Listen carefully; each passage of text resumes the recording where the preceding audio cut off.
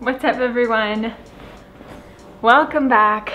Today I have an exciting topic planned for us, probably the most interesting and exciting part of the home building process so far, and that is designing the house. If you're new to my channel, last year I decided to buy land in Joshua Tree, California to build an Airbnb.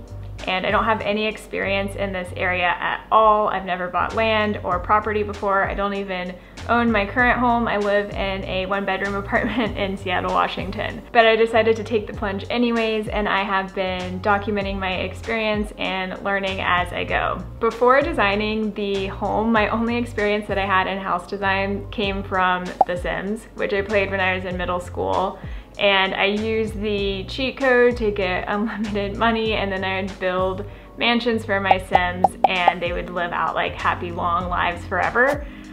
Turns out in real life that is not how it works. Designing a home in real life, you don't actually have unlimited money, and the city and state put a lot of regulations in place that don't exist in Sims. It makes it a lot more difficult to build something. Still, this was a really fun process, and one of the things that I looked forward to most from the beginning. I hired a draftsman late last summer, and he helped me to organize all of the contractors that we were working with, everything that we needed to get done to submit the plans for permitting. Once we got our topography back from surveyors, we started to design the house, and we were working with a few limitations.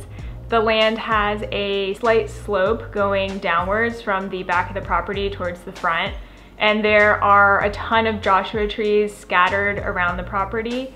Joshua trees are protected in this area, so you can't just tear them down. There is a possibility to relocate them, but you'll need a permit and you have to pay for that. But probably my favorite issue that we ran into, like the worst, is the city is taking land on both sides of my property. I have a corner property, and they are expanding the dirt roadway to make an actual cement roadway. So I didn't know about this prior to buying the land, and it actually cut in pretty deep into my land on both sides.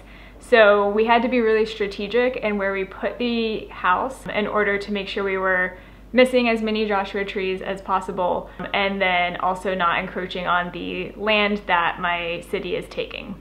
Fortunately, the house that I had envisioned in my head was always going to be fairly small, so we were able to work within these parameters, and while they were annoying, they weren't really deal breakers. Joshua Tree is already home to some really beautiful houses and stunning architecture and design, and it was really intimidating to know that I was going to be designing something in the same area where there's these like really big, beautiful desert homes and pieces. So I really didn't know where to start with my own design. And I ended up Googling house plans and came across a lot of house plans online. So a lot of resources that I found were on houseplans.com. And you can search for houses by the number of beds or bathrooms that you want to have or square footage, and it'll return back different house plans that they suggest within your parameters. So I really fell in love with this cute desert home that has these accordion windows, and I thought it would be the perfect way to take in the view that I had looking over the valley in my property. And I want to interject really quickly and just note that I haven't actually seen my property in person yet, which, yes, I know sounds really risky. But I have had a lot of people go out there. The realtor initially sent me a video when she went out there. The draftsman that I work with lives in LA actually, but he drove out there a few months back and looked at the property, and he said it looked really great. And then most recently, my cousin happened to be out in Joshua Tree camping, and he stopped by my property as well and took some videos that he sent over to me, and he assured me that the view was actually very nice and that the property was pretty cool. So all of these people have reassured me that this is a good spot and a great place to invest. And I do actually plan on making it out there eventually. Hopefully this spring my schedule will clear up enough and I can actually take the flight out there. So I sent these house plans to my draftsman, and I asked if he could replicate it. And you may ask why I didn't just buy these house plans online and submit that to the city. And that is definitely cheaper than the thousands of dollars that I'm spending on the draftsman. But the reason is that the house plans have to meet the rules and regulations of the state and of the city. So there's no guarantee that these like really generic house plans that I found online would go to the city review and pass. And if they don't pass, I don't have anybody who's able to modify the plans to bring them into regulation. And this could potentially become a really expensive process because I would have bought the plans and then had to hire a draftsman anyways. The draftsman has also been really helpful in helping me organize the different steps of the process and finding contractors in the area that I can work with. So he's ultimately been very valuable, and I'm glad that I didn't go the route where I just bought the plans straight off the internet. But if you've ever done this and it worked for you, I would be really curious to know. So my draftsman agreed to replicate the plans and then sent something back to me after a few days. And we hopped on a call to go through what he had. And the house that he showed me in the call looked nothing like the plans that I just showed you and sent over to him. So I guess we didn't quite start off on the same page of what I had envisioned in my mind and what he was envisioning, but the process is very back and forth. I bring ideas to him and then he executes and builds it out in an architecture program. So if you want someone to design and execute on the plans, you should probably consider an architect. I haven't worked with one, but it's my understanding that they would come with a bit more of their own design. Anyways, after the initial call and going back and forth, this is the very first draft that we landed on. Before I go any further, I'll just note that the color of the house, the siding, the finishes, the fixtures, some of the minor details, these are just what the draftsman put into the program as placeholders. It's not necessarily what I'm thinking of. In fact, I probably won't look anything like this color or this exterior because it's not quite my style. So here's the porch, and one of the things that I was really not happy with and wanted to change immediately is when you open up into the entryway, you come into this weird freakish hall of doors, and they all go to unknown places. I think the bathroom, the bedroom, a closet. That's not the vibe that I want to have. When you arrive on your first day of vacation and you open up the front door into your place that you're staying, that is one of the best feelings in the world. And you don't want to open up the door and be hit with 3 other doors right in your face. So I didn't love this, but I did get the accordion doors in. Got kind of the beginning style and vibes that we were going for, but ultimately this felt too crowded.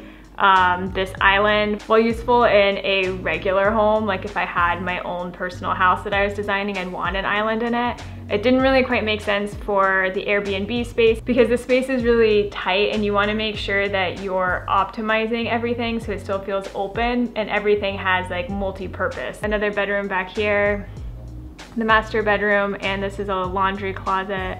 Again, kind of the weird, tight, claustrophobic hall of doors, which I really didn't love. And you get to see these fun little people enjoying their vacation. Don't they look happy? So we went through 6 iterations before I was happy with the design, and in between each update, I went over the plans with my friends and family to get their ideas and opinions, and this was super helpful. Brought me out of my head a bit and confirmed that the ideas that I had were practical. And they had different things that they like to have in vacation, so it's a good way to make sure I'm not designing a house that's literally just for me when I go on vacation. Each time I changed something, it would affect different places in the house. So for example, raising the roofs would impact the length of the beams that you're using and the size of the height of the doors and the windows. And it's not a simple process. Every time you change something, you have to think about the financial impact of what you're doing, which is really hard to estimate because you can't get cut and dry numbers on this. It's not a simple process, and this is why you hire someone. Anyways, here is the final result.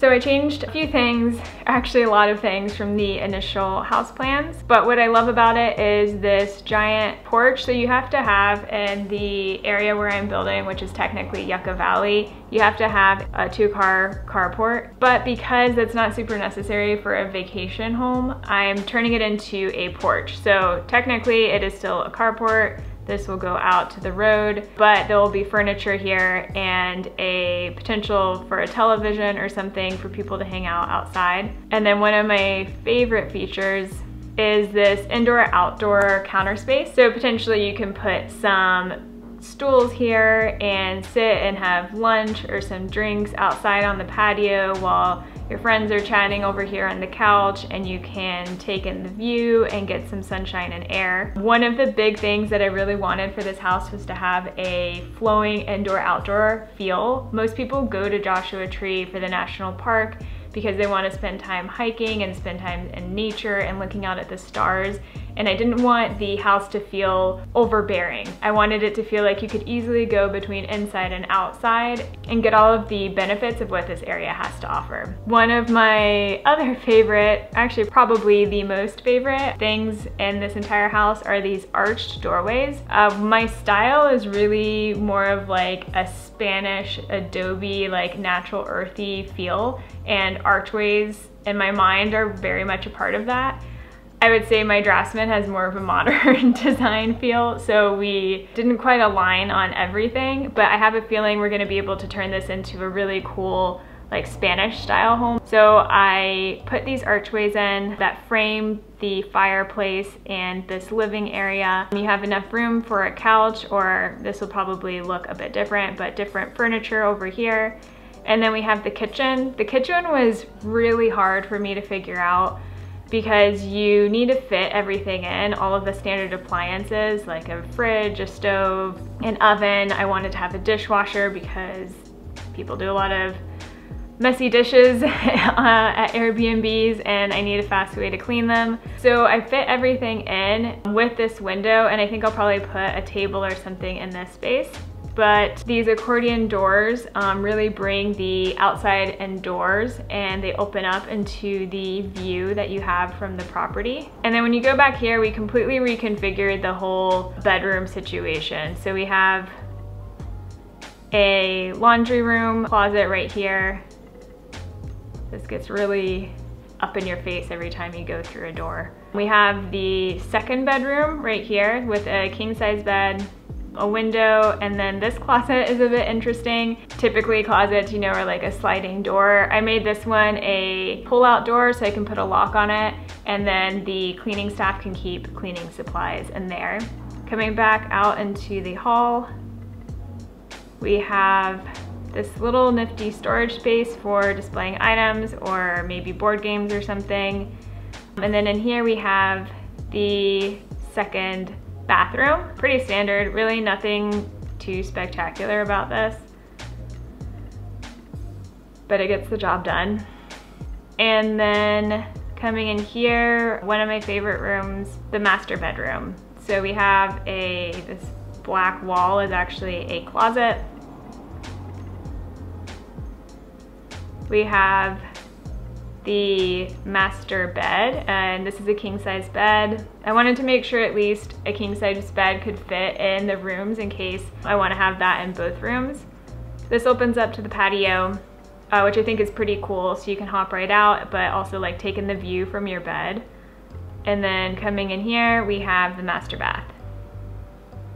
And this is pretty standard as well. I have some ideas in my head for what I want to do design-wise for the bedrooms and bathroom. This is just getting all the pieces into the room. So we have everything we need. We have a shower, sinks, toilet. And then coming back out, we have the outdoor patio. It was really important to me that we had patio space in addition to this porch that I had already set up. Just a place for maybe like a couch or a barbecue or something. And again, another area to take in the view and this like back part, or this is technically actually the front part of the property with the trees, and maybe I'll like set up some landscaping and like a path or something to walk through. All right, that's all I have for today. Thanks for tuning in. I hope you enjoyed hearing about the process of designing the house. If you hated the design or you have like cool ideas that you wish were implemented in the house, do not tell me. It's too late. I don't want to know. All right, thanks guys. I'll see you in the next one.